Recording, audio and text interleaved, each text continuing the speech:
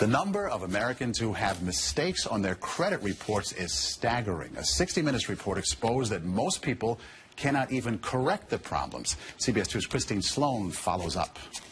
Meg Pasternak says a mistake on her credit report nearly destroyed her credit.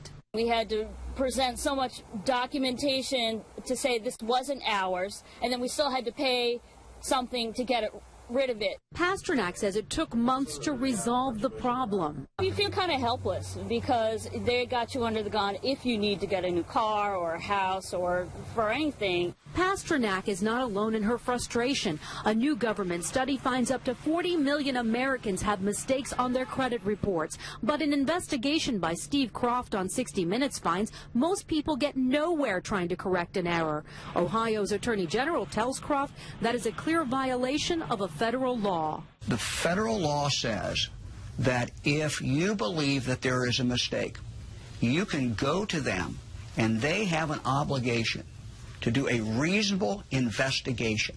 They're not doing a reasonable investigation. End result, if we're successful, is a deletion of that record from your credit report. The credit pros in Newark help people fight agencies like TransUnion and Experian. All the information they receive from a customer, they translate it into a code. They don't forward the letter and the proof of payment to the creditor. They just forward the 3-digit code. So the best way to protect yourself? Go directly to the creditor rather than going to the credit bureau themselves. Another good habit to get into, check your credit report periodically to make sure there are no changes. In Clark, New Jersey, Christine Sloan, CBS 2 News. And like 60 Minutes, we were unable to get an actual person at the 3 credit reporting agencies. 60 Minutes was referred to the spokesperson for the agencies, who provided a statement citing an industry-sponsored survey that showed 95